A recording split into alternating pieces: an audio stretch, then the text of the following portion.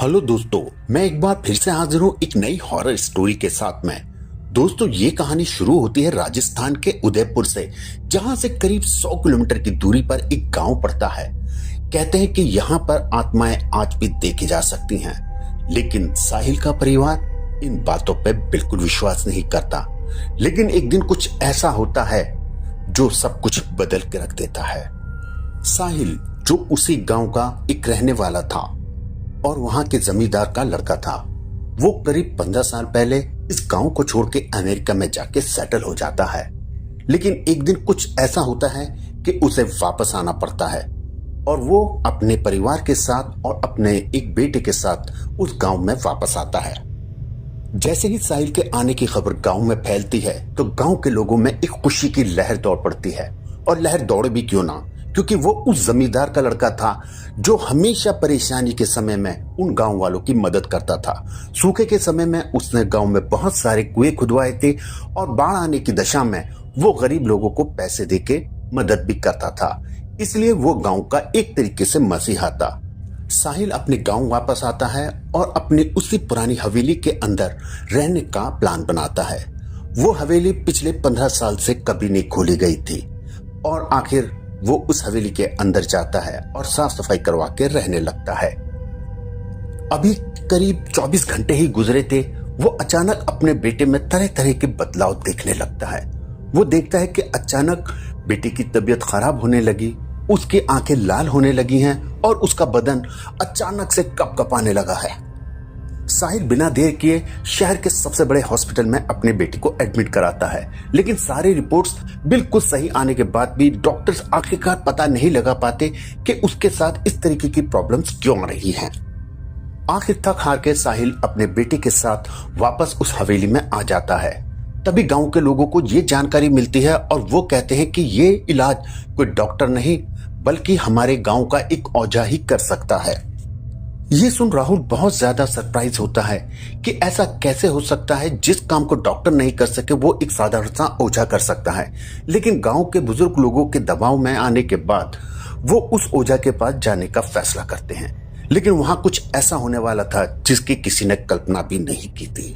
लेकिन साहिल बिना देर किए अपनी पत्नी और अपने बेटे के साथ और गांव के दूसरे लोगों के साथ उस ओझा के पास जाने लगते हैं। जैसे जैसे वो उसके पास जाते हैं वैसे ही वैसे वो अपने बेटे में तरह तरह के बदलाव देखने लगते हैं। बेटा तरह तरह की अलग अलग तरीके की हरकतें करने लगता है। अब तक गांव वालों को पूरा यकीन हो चुका था कि ये हो ना हो कुछ न कुछ ऊपरी असर जरूर है। लेकिन जैसे ही ये लोग ओझा के पास में पहुंचते हैं तभी ओझा खड़ा हो जाता है और जोर से चिल्लाता है कि वहीं रुक जाओ, यहाँ पर क्यों आए हो। गांव के लोग बोलते हैं कि साहिल के बेटे की तबीयत बहुत खराब है और हम चाहते हैं कि इसका इलाज तुम करो। ओझा कहता है कि इसका इलाज मैं नहीं कर सकता क्योंकि ये बीमार नहीं बल्कि इस पे आत्माओं का असर है। लेकिन गांव के लोगों की विनती करने के बाद ओझा उसका इलाज करने को तैयार हो जाता है। तभी वो अपने पास में रखे हुए एक मटके को उठाता है और उसके अंदर से कुछ मट्टी निकालता है और वो उस लड़के के ऊपर फेंक देता है। जैसे ही उसके ऊपर मट्टी फेंकता है तभी लड़का जोर जोर से चिल्लाने लगता है कि मैं तुझे मार दूंगा, तुझे खत्म कर दूंगा, मैं किसी को जिंदा नहीं छोड़ूंगा। ओझा जल्दी से उठता है और फिर से वो मट्टी लेकर एक सर्कल बनाता है और बोलता है कि इस लड़के को इसके अंदर लिटा दो और तुम सब दूर हो जाओ क्योंकि इसके अंदर एक आत्मा समाई हुई है और पहले मैं ये जानना चाहता हूं कि ये आत्मा इसके अंदर क्यों आई है। तभी ओझा कुछ मंत्र पढ़ता है और उसके ऊपर फूंकता है। जैसे ही वो फूंकता है तो बच्चा जोर जोर से चिल्लाने लगता है और अचानक टेढ़ा मेढ़ा होकर खड़ा हो जाता है और बोलता है कि मैं तुझे जिंदा नहीं छोड़ूंगा। ओझा पूछता है कि आखिर तुम इस बच्चे को क्यों परेशान कर रहे हो, इसने तुम्हारा क्या बिगाड़ा है। तब वो बच्चा बोलता है कि मैं कोई मामूली इंसान नहीं बल्कि इसी गांव का एक ईमानदार व्यक्ति था जिसको इसके दादा ने जिंदा जला दिया। इतना सुन के गांव के लोगों में तरह तरह की बातें होने लगी और थोड़ी देर बाद वो अपने बारे में दूसरी जानकारी देना शुरू करता है। तब वो आत्मा बोलती है कि मेरा नाम राजू है और मैं भी इसी गांव का रहने वाला था। सब कुछ अच्छा चल रहा था, लेकिन एक दिन इस बच्चे के दादा ने मेरे ऊपर प्रेत आत्मा होने का आरोप लगाकर मुझे और मेरे परिवार के साथ मेरे घर में जिंदा जला दिया था।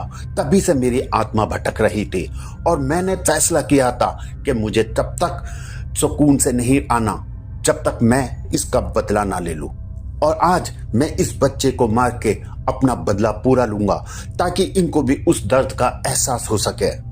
लेकिन ओझा उसे बहुत समझाता है, लेकिन वो आत्मा नहीं मानती। लेकिन इसके बाद ओझा अपने मंत्र पढ़ना शुरू कर देता है, जिसके बाद धीरे धीरे वो आत्मा को काबू करने लगता है और जल्द ही उस आत्मा को एक डब्बे में कैद कर लेता है और उसके बाद बच्चा ठीक हो जाता है। दोस्तों, आपको यह हमारी कहानी कैसी लगी आप हमें कमेंट्स बॉक्स में जरूर बताएं।